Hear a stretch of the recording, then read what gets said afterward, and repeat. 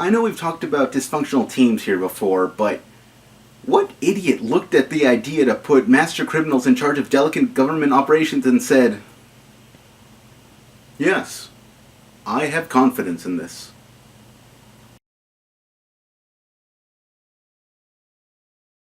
Hello, Internet. Welcome to Tales to Showcase, where if you make fun of us, we'll leave you for dead. I'm your host, the Watcher of New Earth. Now, with the new movie releasing, I thought it only appropriate to look at a few Suicide Squad comics. Written by John Ostrander, who we've talked about before, and who's the creator of the squad, with artwork by Luke McDonnell, who's known for doing artwork on some pretty big stories, including when James Rhodes took over being Iron Man. This is technically the second incarnation of the squad, as there was a team of the same name back in the Silver Age, but aside from Rick Flag Jr. being a member and the same name, they're mostly unrelated. We've got 2 issues to look at today, so let's get started. This is Suicide Squad number 1 and number 2. Our story opens at Hub City Airport. Oh, sweet, we're in Hub City! I sense a question cameo.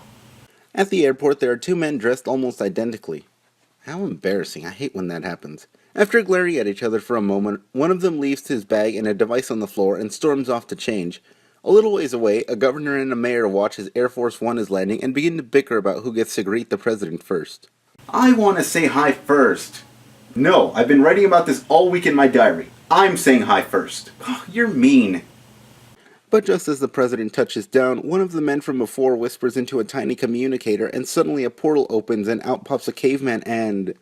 one of the Thundercats? Sure, why not? Afterward, the woman pops out and signals for the man to enter, and they both leave the 2 big guys to wreak havoc. What are those? Oh my heavens, it just killed... Who? Who did they kill? Oh my god! They've killed Kenny! You bastard! As if the other 2 weren't enough, a holographic pirate genie joins the fight. What? I'm not questioning, neither should you. The governor and mayor are being led away, but the man who had stormed off before quickly takes care of them. Possibly the greatest tragedy of this story. These 2 never got to meet the president. Air Force One gets word of the attack and quickly begins to take off, but the guy who entered the portal is teleported to the landing strip. He motions with his hand and summons a sword of fire and single-handedly takes down Air Force One. Not bad. Even Gary Oldman needed a team to take down Air Force One. With their job done, the group retreats. Suddenly, 3 figures are seen walking through the wreckage, and it's revealed that this was a test put on by the president of Correct for his terrorist team, the Jihad. The Jihad? Really? Oh, 80s. You racially insensitive decade, you. At least this isn't as bad as Temple of Doom. Apparently, this was a demonstration for another group who are thinking of using the Jihad to perform a hit here in the States. Also, everything here but the people was fake. The people were people from Correct's prisons and others were actors. They're not even in Hub City. And with that, my hopes and dreams of the question cameo died. We cut to Bell Rev Prison, the leading prison for all your supervillain containing needs, as the warden, Johnny Kanamos, is being interviewed by Vicky Vale. Vicky's being taken on a tour, and they pass by a room containing the parasite. And for those of you wondering, yes, this is the one from Superman the Animated Series. Although Vicky's appalled by how they're containing him, Economos talks about it nonchalantly. No one knows what he is to start with. Human, alien, mutant. Quiet, you fool. Don't you know that only Fox can use the word mutant? Vicky's naturally distressed at how they're barely keeping the parasite alive by giving him rats that he can suck the energy out of. While John does remind her that he is a supervillain, she does not seem at all taken with the idea. As she's leaving, she implies her article will not be very flattering. But, for some reason, a doctor compliments John on handling it well. What? He didn't convince her of anything, and now Vicky's probably going to leave a bad Yelp review or something, but we're going to congratulate nevertheless? Is this how other establishments work? So, what did the health inspector say? She says this is the dirtiest restaurant she's ever seen, there's a rat calling next to our deep fryer, and apparently we don't have a freezer. What did you say? I said, what are you gonna do? Gosh, boss, you sure told her. In a lower level of Bell Rev, Amanda Waller meets with a few doctors to determine whether or not the squad is stable enough to perform delicate missions. They're not. They're really not. You know it, I know it, they're not. However, Amanda the Wall Waller is the most stubborn, cold, ruthless, and apathetic person in comics, and that's what makes it work. I may not agree with her choices, her judgment, her wardrobe choices, or anything really. But props for getting the job done. They give a brief rundown of the suckers that make up the squad. There's Rick Flag, the leader whose father was the leader of the original squad, Floyd Lawton, aka Deadshot, a hitman with perfect aim, Ben Turner, aka Bronze Tiger, an anti-hero who was brainwashed by the League of Assassins and now has amnesia, June Moon, who has an evil self that can be summoned when June says Enchantress, and George Digger Harkness, aka Captain Boomerang. Digger doesn't get a description, because it's hard to talk about Digger while using polite words. But I'll try my best. Bigoted, racist, cowardly, sexist, arrogant, and overall just a huge scumbag. Which is why it'll sound weird when I say Captain Boomerang is my favorite member of the Suicide Squad. And don't get me wrong, Digger is a horrid human being. He's an embodiment of many things that ruin humanity. But I've always taken Digger to be a way to make fun of all those terrible things. I mean, think about it. Sure, people look stupid when they preach their hatred as is, but if they're decked out in boomerang pajamas, they look ridiculous, and it just seems so perfect to put all those traits into a goofy-looking character and just watch as nothing goes right for him. Digger Harkness, here to hate and suffer for our amusement. The two new recruits for the team are Plastique and Mindboggler, two Firestorm villains. At the moment, they're the only ones wearing bracelets that could blow their arms off. Plastique asks Waller what gives, but before she can answer, Digger butts in. You see, love, it's to make sure you don't wander off without doing the job. Me and the others, we've proved ourselves. You haven't. And Waller quickly orders a bracelet for Digger. See? It's fun to see stupid people get their comeuppance. Before briefing them on the mission, Flag tells Plastique and Mindboggler that they're welcome to stay with the team after the mission if it all goes swimmingly. Mindboggler seems to be into the idea, as she claims to have never really belonged anywhere. Aw, that's actually kind of sad. Really sad when you consider that she's looking for a family in a group full of criminals and loonies. Waller tells the team about the show of the Jihad's strength from the beginning of the book and says that they are the target. She then goes over the individual members. The Flaming Sword guy is the leader and is named Rustum. The holographic pirate genie is actually named Djinn, and he is the first digitized man. The Thundercats reject is named Manticore, and the lion thing is actually a battlesuit. He also has a grenade launcher in his tail. That is stupidly awesome.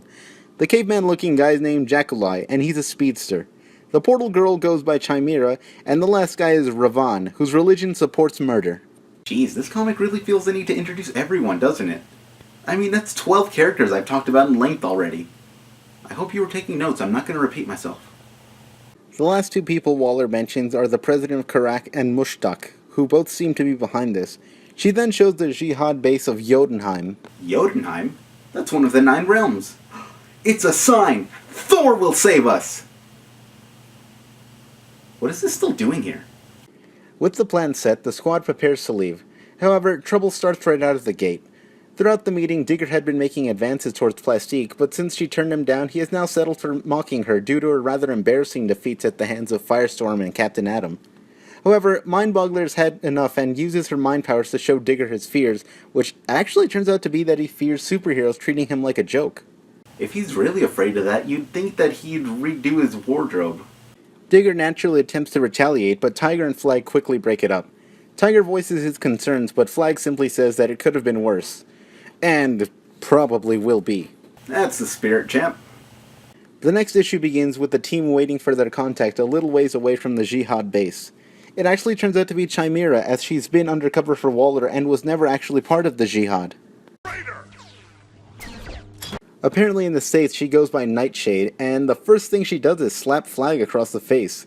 Apparently she's a tad peeved that she was accessory to a massacre from the last issue. I like this Shayla. Nice knocks on it too. Digger Harkness, the ever-gallant gentleman. Flag manages to talk Nightshade down and quickly assigns the squad their targets as Nightshade teleports them. Deadshot gets Manticore, Plastique gets Mushtaq, June or Enchantress gets Djinn, Bronze Tiger gets Ravon, Digger gets Jackalai, Mindboggler is in charge of keeping the guards busy, and Rick and Nightshade then go to her quarters to wait for Rustum. Everyone seems to be in place, but once Mushtak arrives, Plastique turns on the squad and is eager to tell him everything. Just as it seems like Plastique ruined everything, it turns out that Mushtak was actually Nemesis, a minor DC character who occasionally helps the squad. He was also undercover with Nightshade and was also never a member of the Jihad. Okay, I think I've exhausted that joke. Plastique manages to get away from Nemesis just as the squad's helicopter blasts a hole into Jotunheim. This naturally alerts the troops, but Mindboggler easily holds them. During this, Bronze Tiger and Deadshot prepare for their fight. Deadshot tries for a quick victory by dropping an elevator on his foe, but it seems that Manticore is a fighting type as steel doesn't do much damage, which simply amuses Deadshot as he claims that this'll be fun. You and I have very different definitions of fun. Nightshade goes for Marlos, the president of Karak, but Plastique stops her. Plastique tries to convince Marlos that they're on the same side, but he runs, which allows Nemesis to take down Plastique. Not sure what to do next, Nemesis contacts Flag through radio. Unfortunately, Flag was in combat with Rustum, both giving it their all, but the call distracts Flag long enough for Rustum to escape.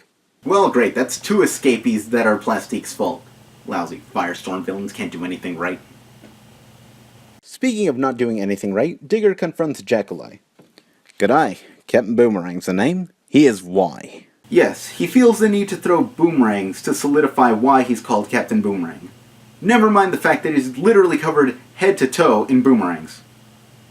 Actually, for all his cockiness, Digger makes short work of Jackalai, even taunting him to make whirlwinds like the Flash when he kicks Jackalai off the building.